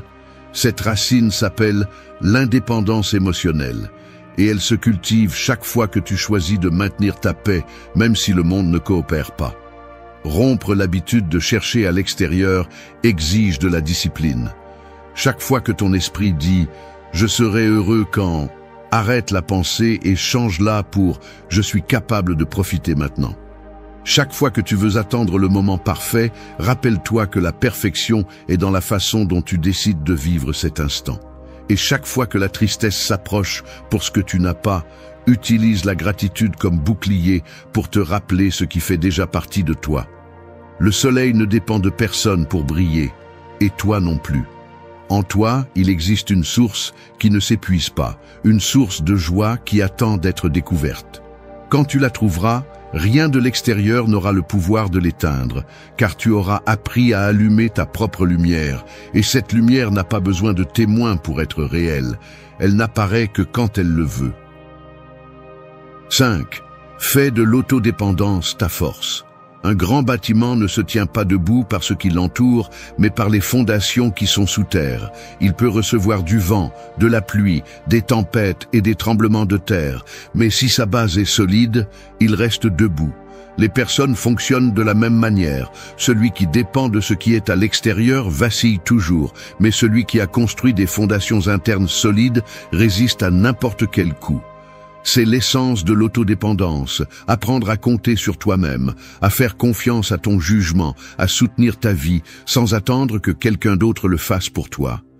La plupart ont été éduqués à croire que la sécurité vient des autres, que tu as besoin de quelqu'un pour te compléter, pour te sauver, pour te donner ce que tu n'as pas. Cette pensée transforme beaucoup de gens en adultes qui continuent à chercher des parents chez leurs partenaires, amis ou leaders, incapables de se soutenir eux-mêmes. Et même si au début, il peut être confortable de laisser le poids entre les mains des autres, tôt ou tard, cela devient un prix élevé à payer. Tu perds ta liberté, ton authenticité et ton pouvoir. Celui qui ne se soutient pas lui-même vit toujours à la merci de celui qui le soutient. Le stoïcisme propose le contraire. Sénèque disait que la plus grande richesse est d'être content de ce que l'on est capable de générer soi-même. L'autodépendance ne signifie pas se fermer au monde, ni rejeter l'aide. Cela signifie que tu ne fais pas de l'aide une béquille permanente. Tu peux partager ton chemin, mais tu ne le donnes pas.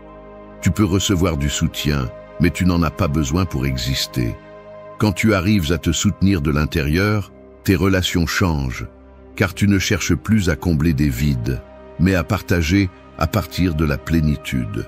Construire l'autodépendance commence par des décisions quotidiennes, choisir de faire face aux problèmes sans attendre que les autres les résolvent.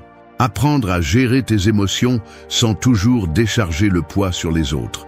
Prendre la responsabilité de tes échecs au lieu de blâmer le monde. Chacun de ces choix est une brique qui renforce tes fondations. Le confort de laisser quelqu'un d'autre porter ton poids devient une faiblesse, mais l'effort de te soutenir renforce ton caractère. L'autodépendance est aussi une liberté mentale. Cela signifie ne pas subordonner ta paix à la réaction des autres, ne pas vivre en fonction de leurs opinions, ni être esclave de leurs attentes. C'est agir avec cohérence, même si personne n'applaudit. C'est prendre des décisions guidées par tes principes, même si elles ne sont pas populaires. C'est suivre ton chemin sans attendre la permission. Au début, cela peut sembler dur, car tu découvriras combien tu as délégué aux autres, mais peu à peu, tu ressentiras le soulagement de ne dépendre de personne pour te sentir bien. La pratique consiste à t'entraîner chaque jour à être ton propre soutien. Pose-toi ces questions avant d'agir. Est-ce que je fais cela par conviction ou par peur de décevoir? Pourrais-je me soutenir même si je ne reçois pas de soutien? Ma valeur change-t-elle si personne ne la reconnaît? Ces questions révèlent où tu as cédé ton pouvoir. Le but est de le récupérer, non pas pour te renfermer sur toi-même, mais pour que, lorsque tu partages avec les autres, tu le fasses à partir d'une position de force et non de manque. Un bâtiment avec de bonnes fondations ne craint pas la tempête, il l'affronte. Une personne avec de l'autodépendance ne craint ni la solitude, ni le manque d'approbation, car elle a appris à se soutenir sur sa propre valeur. C'est la véritable force, marcher avec les autres par choix, non par nécessité, et rester debout même quand tout le monde s'en va. 6. Libère-toi de la comparaison sur les réseaux sociaux. Les miroirs déformants d'un carnaval montrent des figures allongées, rétrécies ou déformées qui n'ont rien à voir avec la réalité. C'est ainsi que fonctionnent les réseaux sociaux. Ils reflètent des images manipulées, des fragments sélectionnés, des moments conçus pour impressionner, mais jamais la totalité d'une vie. Pourtant, des millions tombent dans le piège de se comparer à ces miroirs, oubliant que derrière chaque publication se cache une personne aussi imparfaite que n'importe qui. Le problème est que lorsque tu entres dans cette dynamique, tu commences à mesurer ta valeur avec des paramètres irréels et tu finis par vivre sur une scène où tu perds toujours. Te comparer sur les réseaux sociaux, c'est comme courir une course sans fin où chaque fois que tu penses t'approcher, quelqu'un d'autre apparaît devant avec quelque chose de mieux. Aujourd'hui, cela peut être un voyage, demain un corps travaillé, après-demain une réussite professionnelle ou une relation idéalisée. Peu importe combien tu avances, il y aura toujours quelqu'un d'autre qui montrera quelque chose de différent et ton esprit restera piégé dans le sentiment d'être en retard. Le stoïcisme offre un antidote clair. Concentre-toi sur ce que tu peux contrôler. Marc Aurèle le répétait avec force. Ne laisse pas ton esprit se contaminer par ce qui ne dépend pas de toi. Ce que quelqu'un décide de montrer sur un écran n'est pas sous ton contrôle, mais la façon dont tu choisis de le recevoir l'est. Au lieu de te demander pourquoi tu n'as pas ce que les autres se vantent d'avoir, demande-toi ce que tu peux construire aujourd'hui avec ce que tu possèdes déjà. Cette question change le focus du manque à l'action, du ressentiment à la discipline. La comparaison sur les réseaux sociaux détruit parce qu'elle nourrit l'illusion que la vie est une vitrine parfaite. Personne ne publie ses défaites les plus dures, ses moments d'angoisse, ses nuits d'insomnie. Ils ne montrent que ce qu'ils veulent projeter, et en te comparant à cela, tu te lances dans une lutte inégale contre une fiction. C'est comme te confronter à une ombre et croire que c'est une montagne. Le résultat sera toujours la frustration. La pratique stoïcienne consiste à entraîner l'esprit à observer sans envie ni ressentiment. Il ne s'agit pas d'éteindre le monde numérique, mais de l'utiliser avec conscience. Demande-toi chaque fois que tu vois quelque chose qui te met mal à l'aise, est-ce que cela améliore ma vie ou me vole-t-il ma paix? Si c'est la deuxième option, ton devoir est de le limiter. Cela peut signifier réduire le temps passé sur les réseaux sociaux, arrêter de suivre des comptes qui alimentent la comparaison ou simplement te rappeler que ce que tu vois n'est pas toute la vérité. L'habitude la plus importante est de rediriger ton regard vers ton propre processus.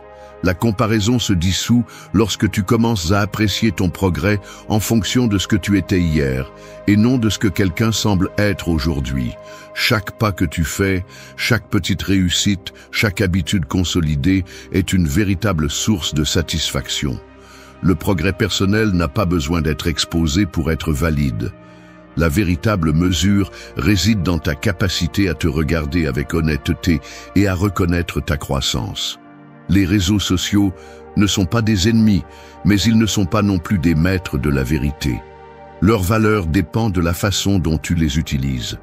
Tu peux les transformer en un poison qui affaiblit ton estime de toi ou en un outil qui t'inspire à t'améliorer sans perdre ton essence. La clé est de ne pas leur donner ton pouvoir. Les miroirs déformants seront toujours là, mais c'est à toi de décider si tu vas marcher en croyant en ces images ou si tu préfères regarder ton vrai reflet. Libère-toi de la comparaison sur les réseaux sociaux et tu retrouveras un espace de paix qu'aucun écran ne peut t'offrir. 7.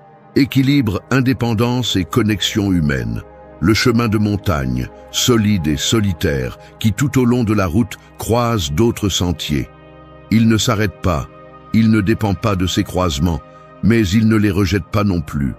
Il avance simplement avec clarté dans son propre parcours. C'est l'image qui reflète l'indépendance équilibrée avec la connexion humaine. Être capable de soutenir ta vie par toi-même sans te fermer à la valeur de la partager avec les autres. S'accrocher trop aux autres finit par étouffer. Beaucoup perdent leur identité en vivant sous les attentes des autres, en modelant leurs pensées et leurs décisions pour plaire. Au contraire, ceux qui rejettent tout lien ont tendance à déguiser de force ce qui est en réalité une peur de se montrer vulnérable. Les deux positions représentent des chaînes, l'une basée sur la dépendance, l'autre sur l'isolement. Le stoïcisme soutient que la vertu est dans le juste milieu. Marc Aurèle disait que l'homme a été créé pour coopérer, mais il soulignait toujours que l'esprit devait rester libre. Il est possible d'aimer, d'accompagner et de soutenir, sans transformer ces liens en chaîne. Être autonome ne signifie pas être froid, de même que s'ouvrir aux autres ne signifie pas être faible. L'équilibre se construit lorsque tu apprends à te connaître. Une personne qui ne se comprend pas elle-même cherche à se compléter à travers les autres, en remettant sa valeur entre les mains d'autrui. Celui qui a travaillé sur son identité peut être accompagné sans perdre son essence. De cette clarté, les relations changent radicalement. Elles cessent d'être un refuge pour l'insécurité et deviennent un espace où partager à partir de l'abondance. La pratique quotidienne de ce principe nécessite des limites claires. Savoir dire non quand la paix intérieure est en jeu. Savoir accompagner sans porter des problèmes qui ne sont pas les tiens. Savoir profiter de la compagnie sans la transformer en oxygène indispensable. Chaque limite est un rappel que ta vie t'appartient. Et chaque ouverture sincère est un signe que tu comprends la valeur de ce qui est partagé. Indépendance sans arrogance et connexion sans esclavage. C'est l'art que propose la philosophie stoïcienne, une discipline qui exige de la fermeté pour ne pas dépendre et de l'humilité pour ne pas te fermer au monde. Trouver cet équilibre te permet de garder pied ferme au milieu de la tempête et en même temps d'ouvrir les bras à ceux qui choisissent de marcher avec toi. Les sentiers de montagne peuvent se croiser, avancer ensemble sur des tronçons, puis se séparer à nouveau. Chacun conserve sa direction, mais aucun ne perd à partager une partie du voyage.